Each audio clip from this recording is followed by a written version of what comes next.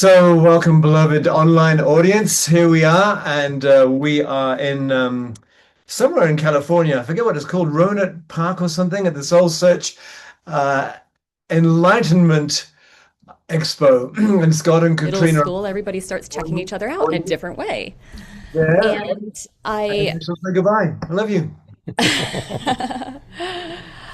and I remember a teacher in my middle school saying repeatedly, "That's not love, it's infatuation." I had no idea what he was talking about. It felt like love to me. And in terms of our references when it comes to love come from our upbringing. What did we see around us, especially how did we see our parents relate to each other? And for me, and probably for many of us, it also came from Disney, Yeah. right? What do you do to have a forever love? Well, you find the right Prince Charming, or you find your soulmate. And then that's the key. Then you'll live happily ever after, if only it were that simple. So I met my first husband when I was 18, and I was, very attractive man. And so I was like, okay, I've got the ingredients. He looks like Prince Charming. I feel love. We have shared interests. We both understand communication is important. And, all you need is love, right? All the songs also tell us what is love. Well, as I imagine everyone in this room has experienced, that fantasy gets broken down. At some point, there is a disillusionment that can hit us really hard. And for me, that disillusionment happened when our son was a year old. And the tension between my husband and I was so severe we could hardly talk to each other. And he thought, I think the way we fix this is I could sleep with my coworker. That'll probably make things better. And he brought that idea to me, and I flipped my lid. So that was the beginning of the end of that first marriage. So in my early 20s, I was heartbroken, just completely devastated and trying to figure out what just happened. I followed the ingredients that I had been taught. And I didn't have a whole lot of roadmap from my parents because they had also divorced when I was 8. So I swore I would never get divorced, and yet there I was. And because that heartbreak was so deep, I dedicated the next period of my life to understanding what had gone so horribly wrong. Where had I missed what I needed to find that promise of love that is truly a happily ever after? And so what I'm really grateful to say is that the keys are here. And we'll be sharing as many of them as we can in this session here together. And towards the end, we'll also let you know what else we have to offer if you'd like to go deeper. So that separation happened in my early 20s. I just turned 50, seeing as we'll put our age on the table here. And I've been in a wonderful relationship for the last decade. We just celebrated our 4-year anniversary. I get to experience a quality of deep listening, love, harmony, honesty, truthfulness, and partnership that my heart knew was possible, but I just didn't know how to get there in that earlier time in my life. And just yesterday, I celebrated the Christmas holiday with my son and my ex-husband and his wife.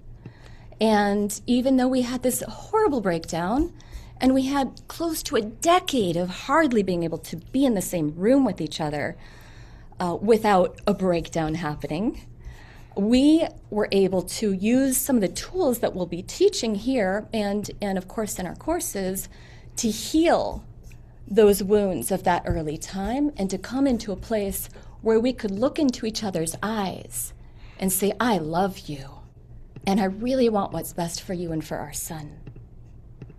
And that has been the relationship I've had with my ex-husband for the last about 18 years. Wow. Mm-hmm. Wow. So hope is worth having because the tools are here, and no matter what you've gone through, There's a way to heal in relationship to yourself and the people around you, and to really reclaim that sense of what is sacred. Because it exists within your heart and it exists in others, and we just need to figure out the tools that help us navigate our differences with loving kindness, attunement, and skill. Let's give her some twinkle, huh? Beautiful. I really love teaching with Katrina. We've had the good fortune to be teaching together for many, many years. We started the Love Coach Academy together back in around 2012. Yeah, 2012. And between the two of us, we've coached over 1,000 couples and families. So, you learn a lot when you work with a lot of people. And since tonight we're talking about the sacred union between the masculine and feminine, obviously there's when we actually have two people, male-gendered and female-gendered, but there's also times that it might be couples that are same-sex couples, and then there's those of us that are single. As I mentioned, my wife passed away a long time ago, 2011.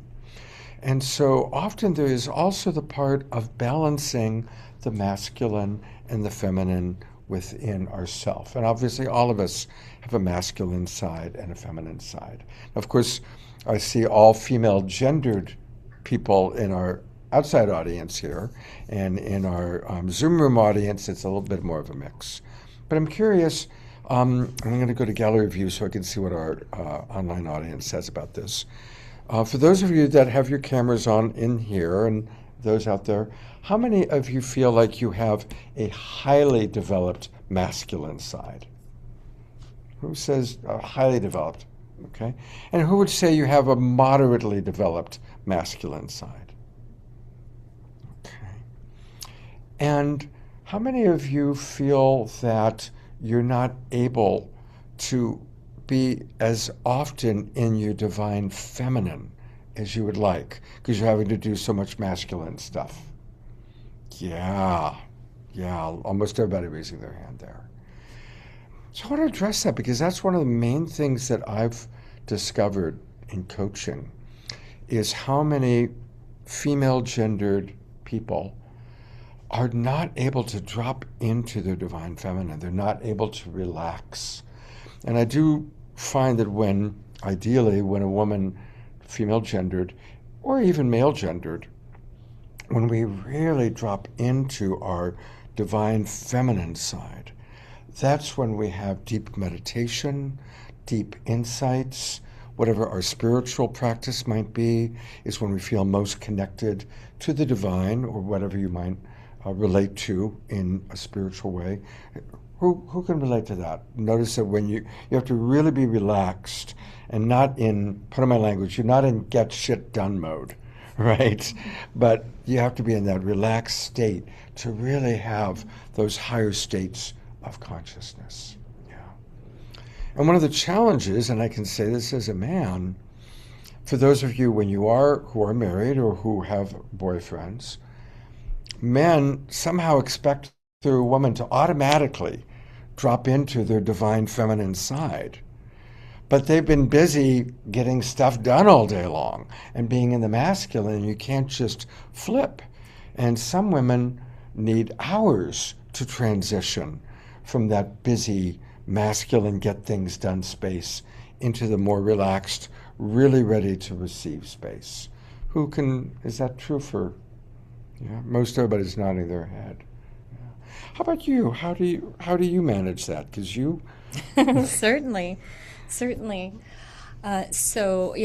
When I think about relationship, sometimes I'll map it onto ballroom dancing. I'm curious how many people have done ballroom or some kind of partner dancing in the room.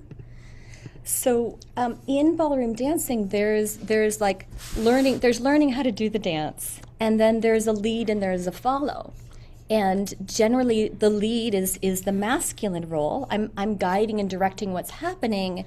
And the female role or the feminine role is to attune and to listen to that guidance and go into that receptive feminine. And when you have that balance, then the dance can form. If two people are trying to lead and no one's following, it's it's wonky. It just doesn't quite work. And same, if both people are trying to follow and no one's leading, it doesn't work. So this polarity that Scott's talking about is really essential in the dance, especially when it comes to intimacy, when it comes to going into sacred sexuality. So I definitely have a masculine get shit done part in myself. And my husband recognizes that. And he's mostly in his masculine. He has a bit of feminine receptive, but he's much more comfortable in the masculine.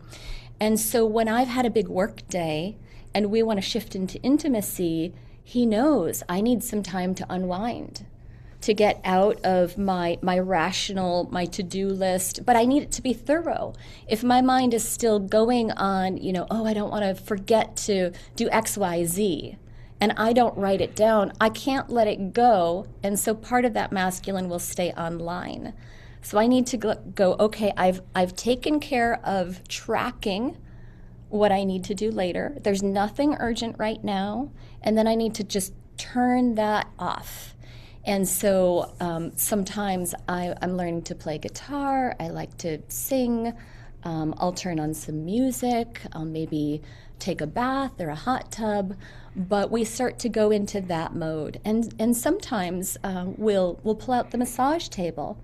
And that can be a wonderful way, both receiving and giving, for me to drop into that receptive mode and that feminine polarity, so that we can start to go into a different dance of intimacy. Beautiful. Thanks for sharing that. I'm going to go back to gallery view to see our online audience, and good to see so many of our Global Peace Tribers with us. Welcome, everybody. One of the things I've had to work a lot with men on is helping men really understand the importance of creating safety for their female partner. And so a practice for those of you that are in relationship is when you're in that time of wanting to make the transition from get stuff done mode into the more relaxed divine feminine, is what I call the holding practice of finding a really comfortable position where you're both relaxed, but you are feeling held. And tell your partner how you want to be held. Do you like to be held tight, loose? Where do you want their hands? Maybe on your heart, maybe in other parts of your tummy. Not for the purpose of sexual arousal, but for the purpose of just relaxing. Because our body needs homeostasis. We're mammals. We literally need physical touch to survive. And oftentimes our body can relax while the mind is still spinning. The mind might be still thinking about all the things that need to get done or the things to process. But the body's like, hey, shut up. Let's just relax right now. My wife, God bless her soul, and you'll hear us talk about nonviolent communication in a moment. When I first started studying nonviolent communication, I always wanted to talk everything through. And my wife, bless her, would say, Scott, shut up and just hold me. Right? And she was right. She didn't need lots of talk. She needed to be held. And that really is where I learned initially 20 years ago, we just need to hold and relax and turn off the verbiage and let the bodies relax first. Mm-hmm. Yeah, absolutely. It's such a core practice that it's almost like breathing in our relationship.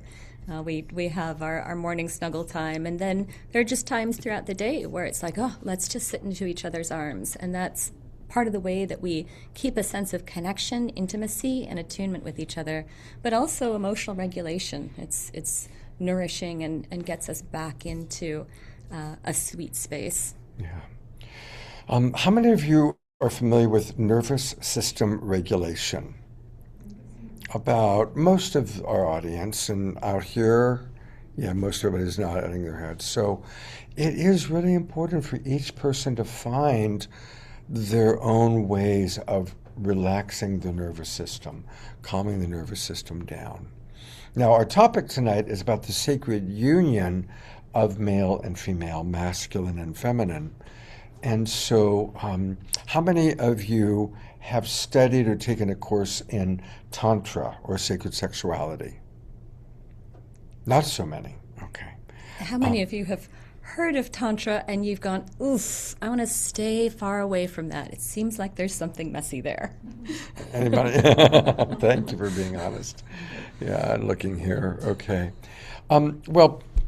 She and I both Katrina and I have done a lot of study. In fact, I used to teach Tantra and sacred sexuality when I was younger. And Tantra literally means to weave. Now, there are as many forms of Tantra as there are of Christianity, right? If you ask a Catholic what is Christianity, you're going to get a different answer than a Mormon or a Jehovah's Witness or a Presbyterian. And it's kind of the same with Tantra. There's Neo-Tantra, there's East Indian Tantra. There's some people who practice Tantra that are completely celibate. Then there's what I call California hot tub Tantra. So, there's a lot of different forms. But the importance and the reason we bring it up is that the word Tantra actually means to weave.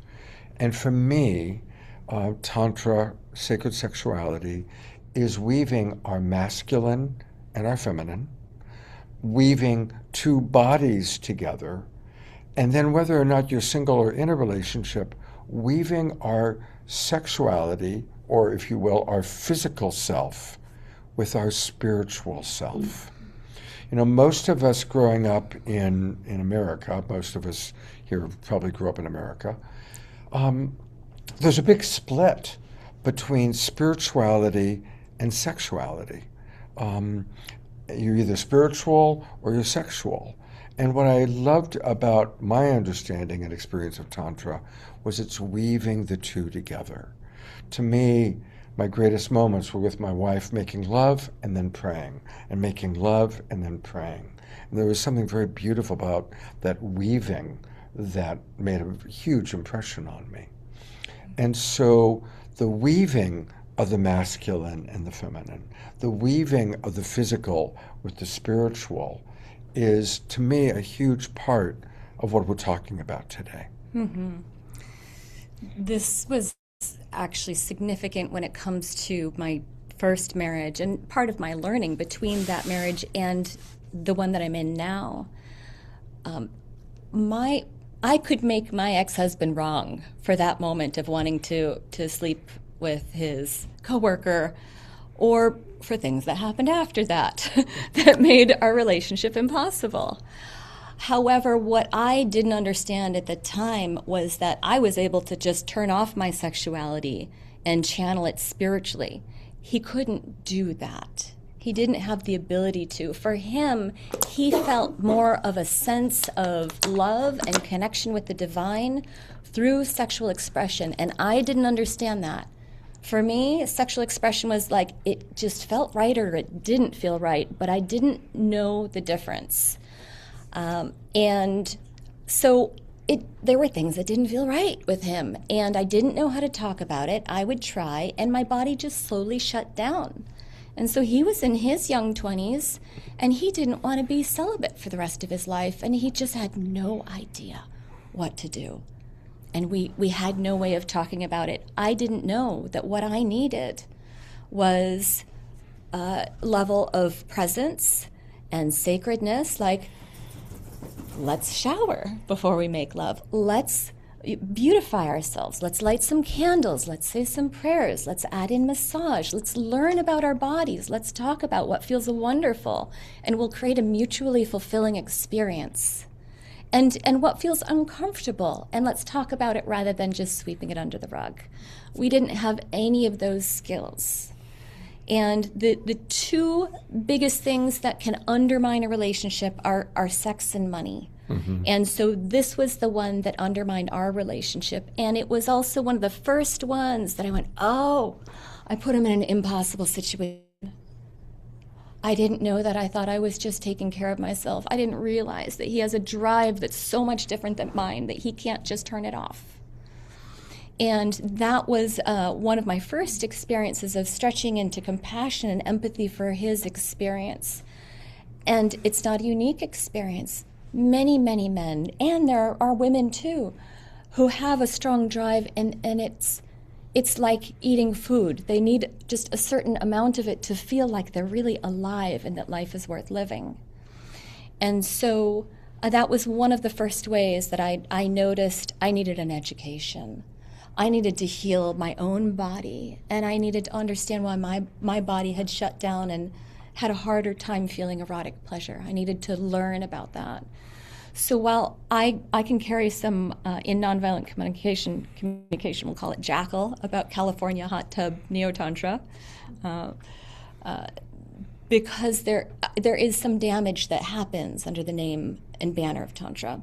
What I appreciate are the practices that can build and strengthen the erotic bond between two people, because when that is strong, it'll help you through storms. It'll help you to get reconnected and help you to get attuned. So learning to love yourself emotionally, spiritually, physically, erotically, and to share that with another is part of this dance of attunement, where you're learning how to go into this flow of giving and receiving and dancing beautifully together. So I'm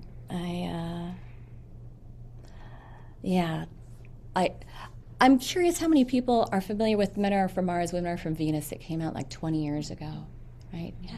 And John Gray speaks often at the Soul Search events. Mm-hmm. Maybe some of you have seen him speak at some of. Yeah, there he is. Yeah. And John's been a regular on our show that we're doing, the Awakening World show. Oh, that's right. Thank you for putting us back on. Yeah, but one of the primary things he talks about is how a woman's access to her eroticism is through her heart. She needs to feel safety, presence, emotional connection, feel his masculine, and feel her feminine, have that space to blossom.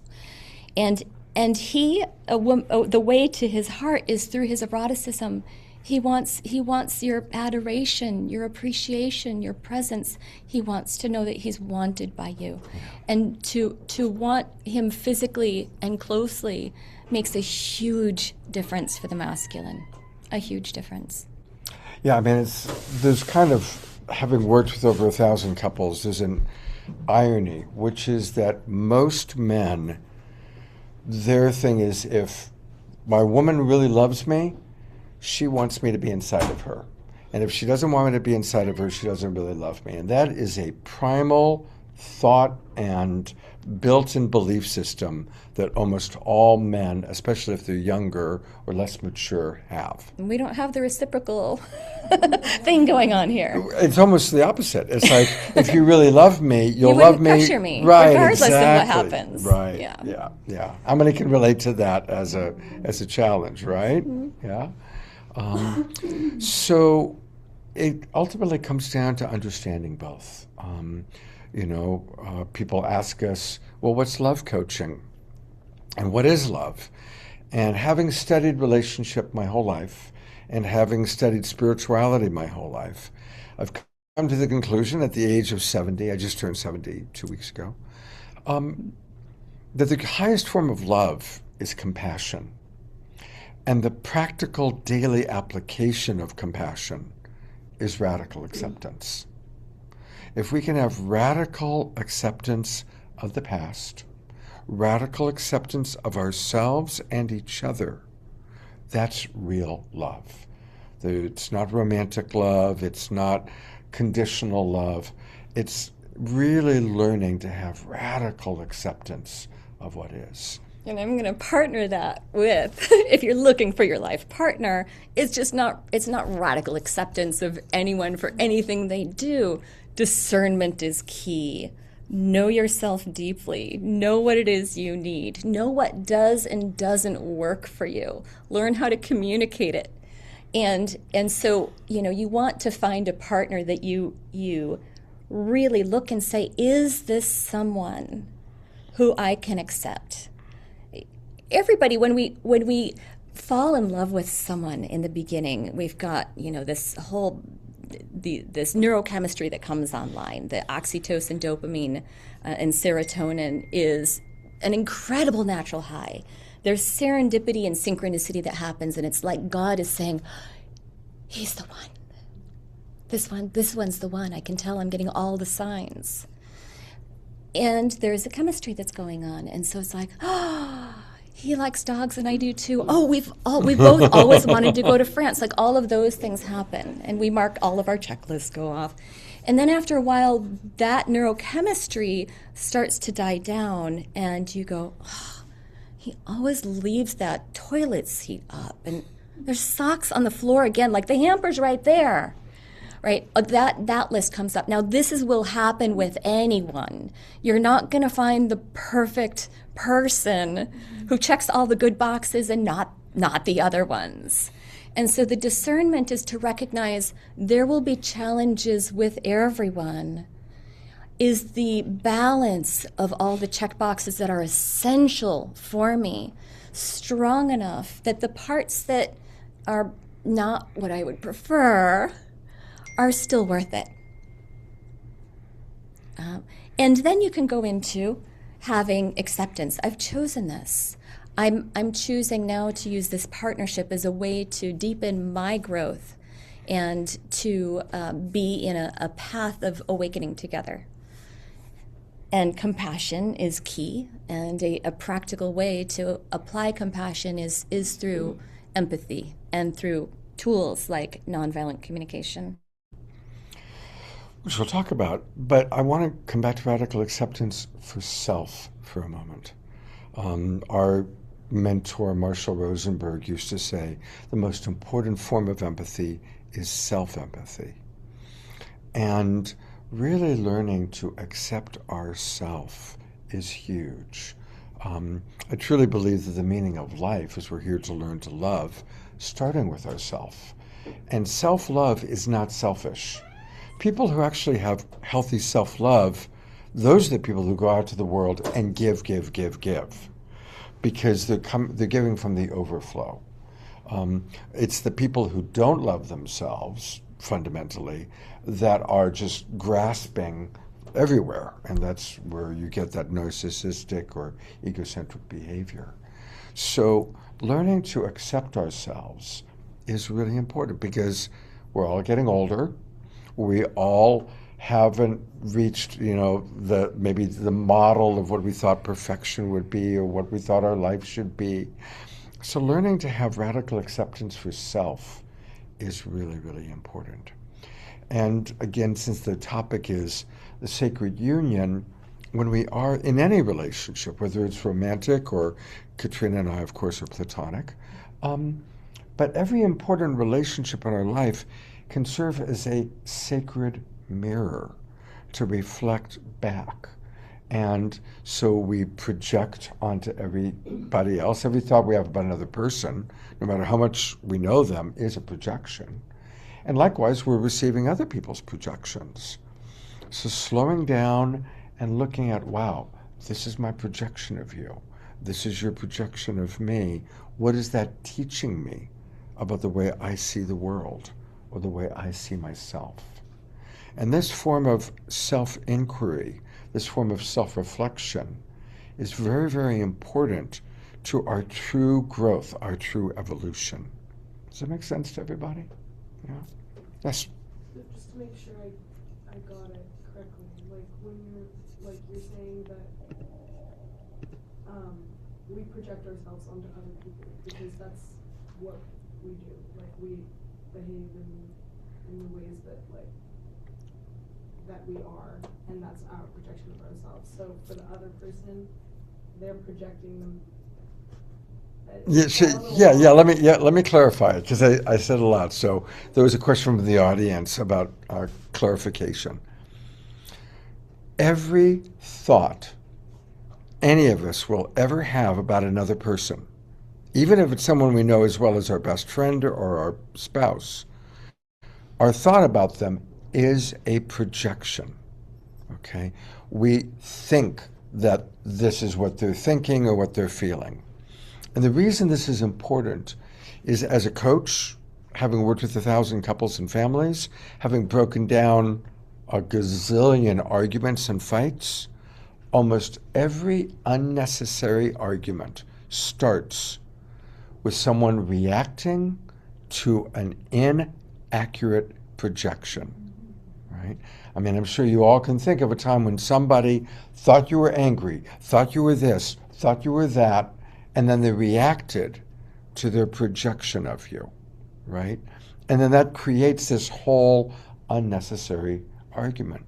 So the point being, when you think someone's angry, or you think someone doesn't like you, or you think someone is not respecting you, ask, don't tell. Don't react to your projection. Hey, vulnerably, the way you just spoke to me, your tone of voice, I interpreted that as you being angry with me. I interpreted it as you dismissing me. Is that true? Mm-hmm. Is that true? Mm-hmm. If we all could learn how to do that, I promise you, the number of conflicts in your life will radically decrease with all your relationships. Mm-hmm. Yeah, I love turning assumptions into curiosity. And in order to do that, you have to be able to see the assumptions that you're making as well. Mm-hmm. And that's a whole deep dive into self-reflection. Again, in that first failed marriage, there's so much you learn from the difficult things that happen in your life. I didn't realize how many things I was assuming about my first husband that made it really difficult for him to relate to me in his highest way. Sure, he had some challenging ways about him. But I would then assume, well, he's selfish and he just doesn't care and he's not sensitive. And I'd start to make these assumptions and assess him in ways that made sense to me. And they gave a rationale for the pain I was feeling and for the problem that I was dealing with. But every time I made one of those assumptions, I was then creating like a filter through which I listened to him. Then I was listening for proof that what I thought was right. And that impacted how he related to me as well. There's a feedback loop that happens. And part of what shifted our relationship as I had this realization about the nature of projection and the nature of thought on the world around us. And I went, wow, it's been a number of years since he and I have lived together. What if I don't know him? Can I meet him halfway where we were swapping our son because we were living 2 hours away from each other? Can I meet him this time and pretend I don't know him? Not assume he's going to be late, assume he doesn't care, assume he won't communicate. Today, I don't know him anymore. Let me look at him fresh. And it was stunning to me how that very day, he showed up on time. He was a lot warmer. We had a good conversation. It was still short, but so many of my assumptions started to fall apart, and I got to immediately experience the impact of thoughts on my reality and get that feedback loop that helped me go, oh, this thing about questioning the assumptions and the beliefs I have about others and getting curious instead, this is powerful. Just so you know, we've got 8 minutes left. Okay. So we want to talk briefly about compassionate communication. How many of you are familiar with nonviolent communication? Also looking to my audience here. Okay. So my life changed in 2000. I think Barbara mentioned that I've had 2 careers. One was as a writer and director of educational television, and then, of course, my career as a coach. And that transition happened in the year 2000 when I was hired to produce a series of videotapes with Dr. Marshall Rosenberg, the founder of Nonviolent Communication. And I actually traveled with him for 3 weeks. That's very loud. I traveled with him for 3 weeks and just watched him in action with so many amazing people. I watched him working with educators, couples, families, even convicts in prison. And no matter who he was talking to, they were all learning something valuable. I was really, really, really impressed. So anyway, that's what led me to, by doing these videos with him, led me to then ultimately becoming a coach, utilizing what I learned from Marshall and becoming part of nonviolent communication. Shortly after that, met Katrina. She became interested in nonviolent communication, and she's really run with it. And so we want to let people know about two things. One, and we'll take questions. We'll have a little bit of time for questions from our online audience or from our in-person audience. We want to let you know that we are going to be teaching a course together on relationship mastery. It's going to start in early April, either April 4th or April 11th.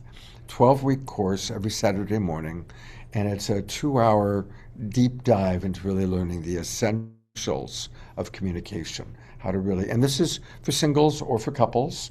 And then I also want for Katrina to share a little bit about her cards. And for my online audience, I'm going to just share a screen. This takes them to your website, right? Mm-hmm. So I'm going to share a screen for a moment as you talk about it, and let you talk a little bit about your cards. Sure. So nonviolent communication, and this course will be mostly grounded in that, not in the sacred sexual teachings, although anytime there's questions, we can weave that in.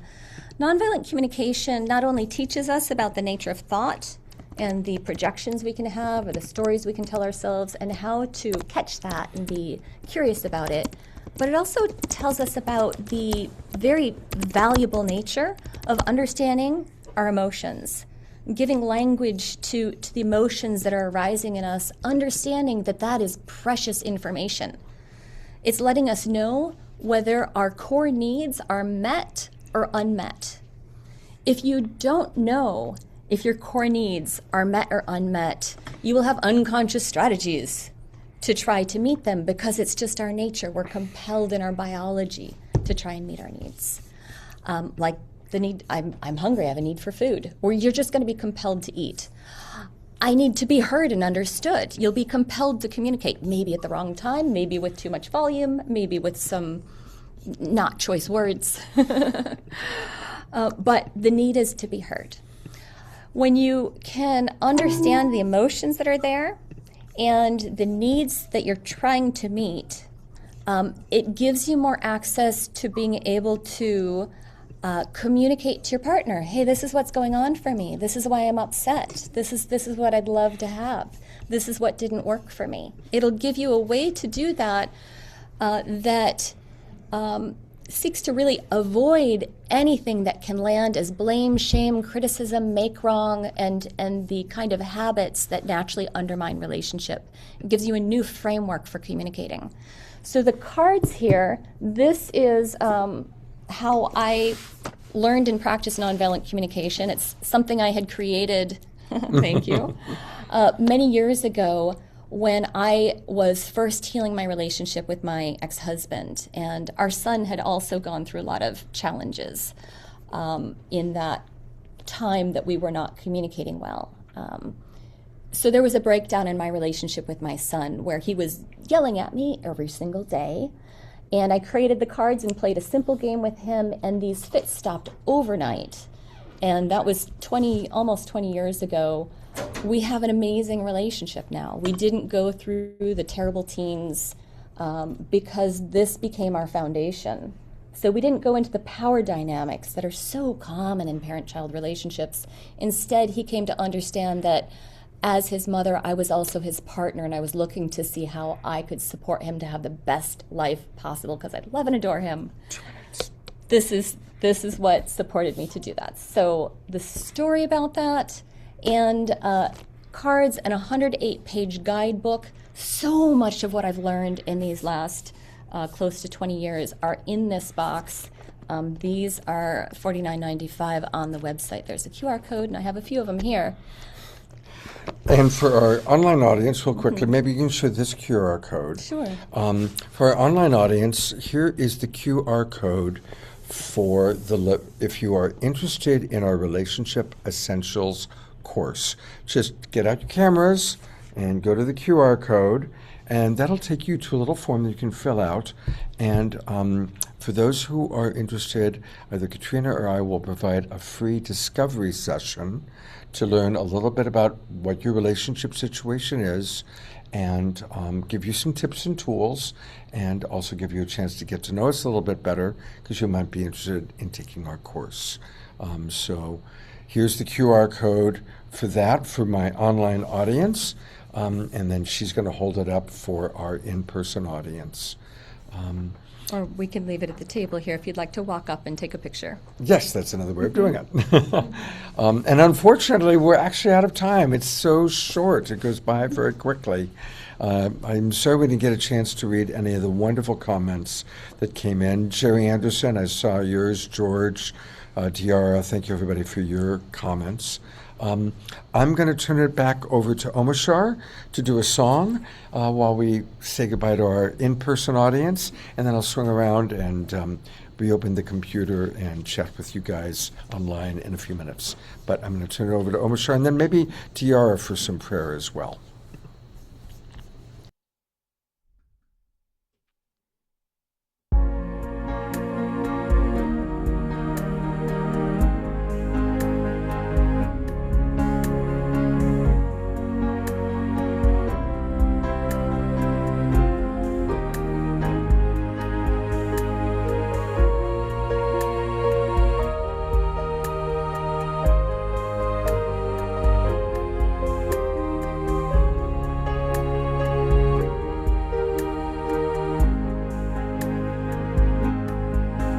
How could anyone ever tell you that you're anything less than beautiful?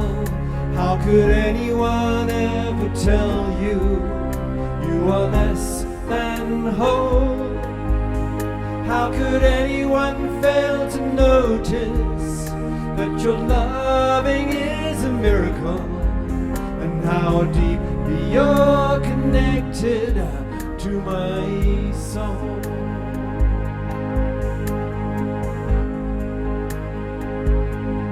How could anyone ever tell you that you're anything less than beautiful?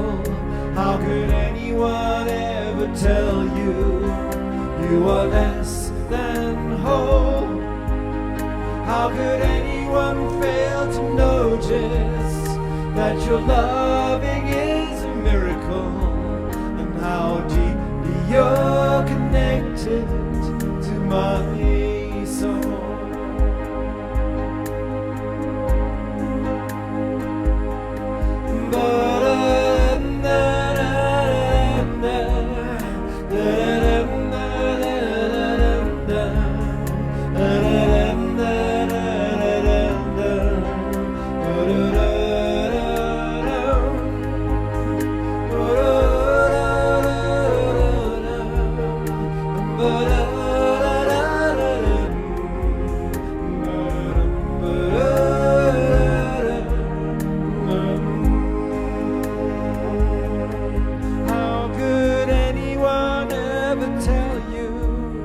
That you're anything less than beautiful?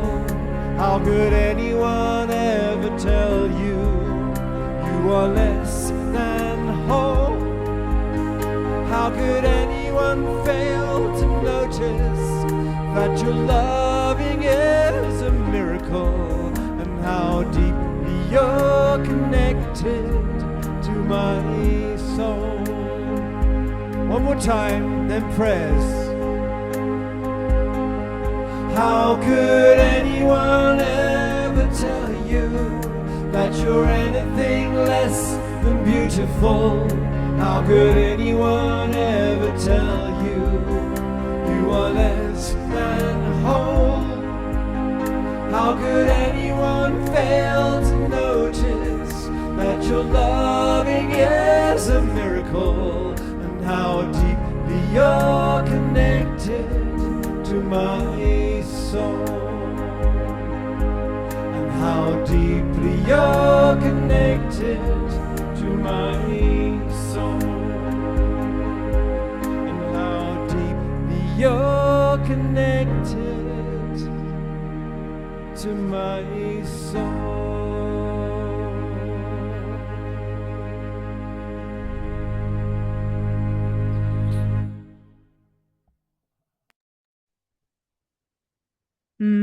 So beautiful, Mashar. All right here, Diora. I'm just going to let that one sink in. And whenever I'm singing with that song, I just feel so connected to everybody. It just unrolls and unrolls and unrolls. And I'm going to be sacredly silent now as DR leads us in a moment of prayer before Scott comes back. It was so rich. And weaving in the magic of what Scott and Katrina just shared with us in this beautiful song from Omashar, and feeling that self-love rising up from deep within and allowing that to come in and fill your entire body. And in each hand, we can hold our sacred masculine and feminine, what we love about it, what we're not thrilled about, where we're going with it. And we can take all those parts of ourselves and weave them in like that magic of Tantra, taking your beautiful feminine self, your divine masculine self, and just bathing yourself in these energies, allowing the codes to rise, and just knowing that we're still growing and still integrating, giving ourselves permission to be freely expressed from our masculine doing and our divine feminine self. And we pray for this type of tolerance within ourselves, knowing that it goes out to the collective, that all those on the spectrum of masculine and feminine in biological, emotional, physical, spiritual ways, just allowing for everyone to come to their own source, their own divine nature of expression, allowing more room for love, for that spiritual, sensual magic to occur, freedom, joy, bliss, connection to the divine.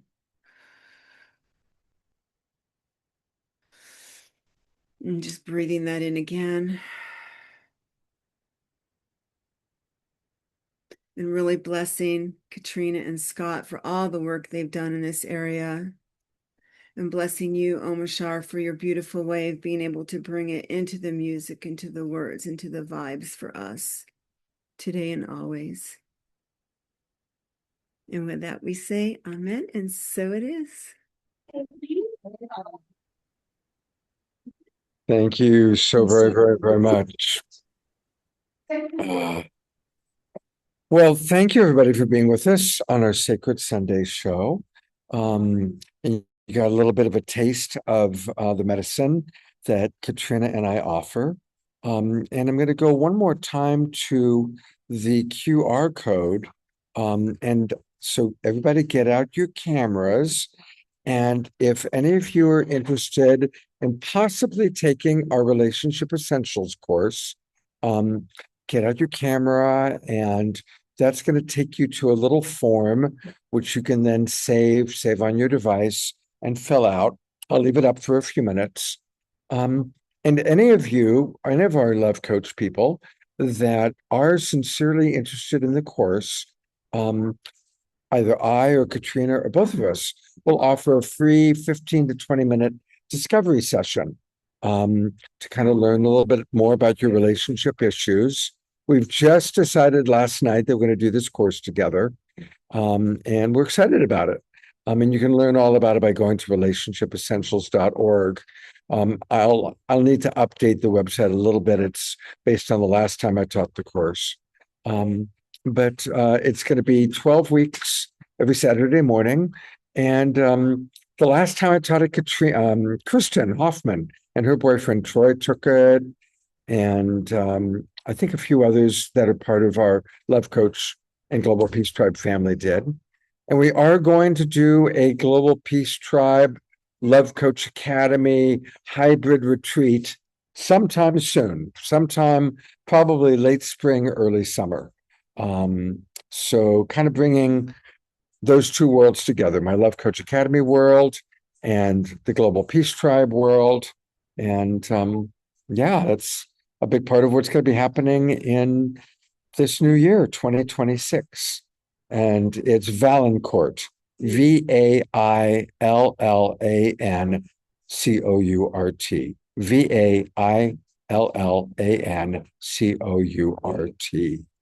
And her website to learn out about her stuff is Love Smart Cards.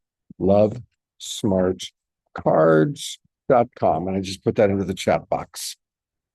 So, all right. Hopefully, everybody, you know what I can do too is I'll put the QR code into the chat box. So, if any of you still need it, there you go. All right. I haven't made the posters yet.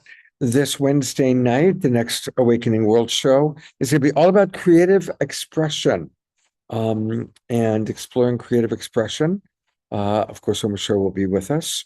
And then a week from last night, next Saturday night, we'll be celebrating Martin Luther King holiday weekend. And we also have a special couple of features of Light on Light. Also on Wednesday night, Jerry Anderson, the wild monk of the Mystic Monastery, is going to be our next guest in this new program that we just started with Susan Blomquist on Meet the Community. So we're going to get to know Jerry a little bit more on Wednesday night. A reminder, if any of you would like to be featured for about 10 minutes on an Awakening World show as part of the Meet the Community feature that we just started, send me a private message and let me know that you would be interested, and we'll figure out a time for us to do that. And we can do it as a pre-record like Susan Blomquist requested for last week, or live like Jerry will be doing it. Either way is fine. I'm going to bring up my colleagues, Omashar and Diara, see if there's any final thoughts that either of you would like to share, or anything that I missed in the chat box. No, you missed nothing, and there's no final thoughts, only beginning thoughts. When I thought of final thoughts, I thought, no, it's the end, but it's not, it's the beginning. And how awesome, Scott, that you invited us into your home and hearth. And Katrina, what a sweetheart, what an absolutely clear, beautiful channel she is for that which she has lived through and now has distilled into something that can help us with our relationships. Every time I hear her talk, it's like, wow, she's just getting more and more like a crystal vase in the way she lays out what she needs us to work on within our relationship. So that's my bit here, Diara. Thank you. And thank you, Scott and Katrina, for giving us permission to love our human bodies and to really bless them and be in them and have them be all they can be, and to exonerate pleasure and bliss, and to have it all here on this. It is even talking about the split between sexuality and spirituality. I've kind of known it, but I've avoided it. And for some, and the word tantric, yes, has brought up in me. Oh, that's a bit icky, or a bit I just have not got the education there from my birth, and so thank you for exposing that. Exposing that? Probably not the right word, but hey. Well, it's true. I mean, bringing our sexuality and our spirituality together it's divine, and it's such an essential part of the human experience. In this lifetime, I only made one movie, and I highly unlikely I'll make another movie. So the one movie that I made this life was called Men in Love, and that's what it was about. It was about combining, because we are sexual beings and we are physical beings and we're also spiritual beings. And the people I know that are most evolved, if you will, have found a way to bring those two together. And there's some people that are highly spiritual, but they've disconnected their physical body. And other people that are all in their physical body, but they've disconnected from the divine. But when we can bring those two together, then it's a beautiful thing. And then if we bring that together in relationship, that's the best. It's the absolute best. So I love you guys. Thank you, Omashar and Diara. And I'm going to go to Gallery View to say goodbye to everybody. Thank you for being with us on a Sacred Sunday show. We'll continue to do a few more of these throughout the year. And have a wonderful few days. And I look forward to seeing you on Wednesday. And Tracy Potter, all the way from Australia. I love when we have people like Tracy from Australia, or Frode. So good to be here. Yeah. Can I please send you an email about the course you're both doing? I'm sorry, what's the question, Tracy? I'll just send you like an email because we're closing now. But I'm in the other end of the world and it could be a weird time, but I'm an old teacher and educator in medicine, in herbal medicine and that, and it ties in with all of this. And Yeah. so I thought I wouldn't mind to offer myself in some way. And I can't think right now because I've been up all night at school. And so I thought I'd just send you a note. Yeah, please do. I just put my email address into the chat box. So Yep. if you save the chat at the very, very end, you'll see Love Coach Scott Catamas at Gmail. And Yep. send me an email and make sure you put in the subject line my name so that I Yeah. see it. For Scott, this is from Okay. Tracy, so that it doesn't get lost in the spam. Because my spam folder might not have your email address in it. I'm not sure if it does or not. So Yeah. yeah. And great to see Scotty Satori, who always connects so many communities.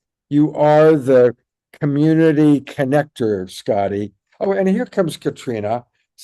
People were singing your praises, my dear. So I'll let Omashar or DR repeat a little bit of what they said to you. Here, try that. Try coming in. Here she comes. There we go. Hello, great Hey, to see everyone. hey, beautiful one. I was just extolling your virtues as long as along with Diara, but that you've made been able to distill your life experiences into what is now just a crystal ping. Because I've known you, been acquainted with you for about 3 or 4 years now, and what you brought to the table 4 years ago was awesome, but now it's just distilled into this crystalline thing. The way you speak is just so to the point, and I Oh, got so much out of your um, sharing with Scott this morning in that short amount of time. Thank you so much. Yeah. well, thank you, Omashar. I appreciate that. You know, like everything, practice makes progress. Yeah, right there it is. So, Yay. right, it's a passion and really wonderful to be able to refine my ability to share the gifts of learning in a way that can reach other people's hearts.